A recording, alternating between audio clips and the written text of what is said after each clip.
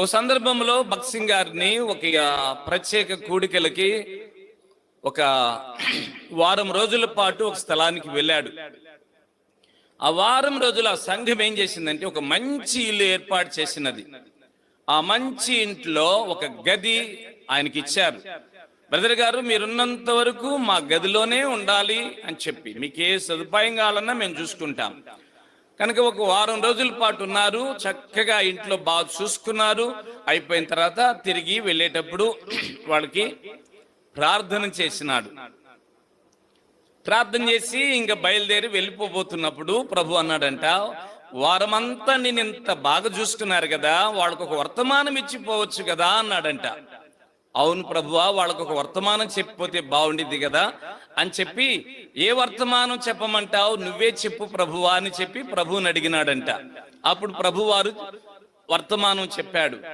నీవు కాలము పరిపూర్ణమై ఉన్నది, దేవుని రాజ్యం సమీపించి ఉన్నది, మారు మనసు పొందుము అని చెప్పినాడంట.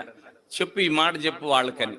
కాలం పరిపూర్ణమైనది, దేవుని రాజ్యం సమీపించి ఉన్నది, మారు మనసు పొందమని చెప్తే వాళ్ళు ఇంత బాగా చూసుకున్న వాళ్ళు మనశ్శాంతి అంటే మనోవేదన చెందుతారేమో, నన్ను చూసి బాధపడతారేమో, వాళ్ళ మనసులు నొప్పించిన అవుతానేమో, ఇట్లాంటి వర్తమానం ఎడ చెప్తాను ప్రభువా అని చెప్పి ఆయన మనసులో తర్జన భర్జన పడతా ఉన్నాడు.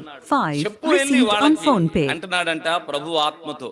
అంటే అట్ట చెప్తాం ప్రభు, అట్లాంటి కొంచెం నన్ను బాగా చూసుకున్నారు, ఒక గది ఇచ్చారు, ఫ్యాన్ ఇచ్చారు, అంత ఎంత చక్కగా నన్ను చూసుకుంటే మారు మనసు పొందమని నేను ఎట్ట చెప్తాను అని చెప్తే, చెప్పాల్సిందే అని చెప్పాయంట.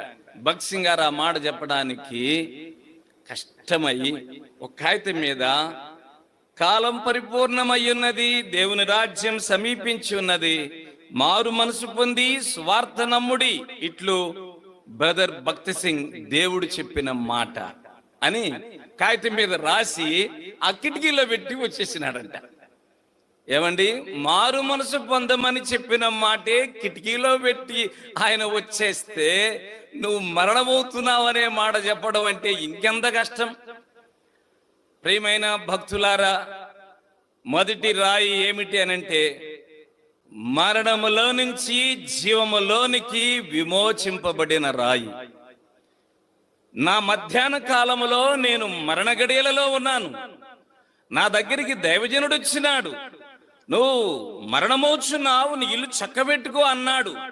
అంటే ఒక్కసారి నేను ఏడ్చినాను, ప్రభు ఎంత సేవ చేసినాను నేను ఈ యోధా గోత్రానికి. హిజ్కియా నిజంగా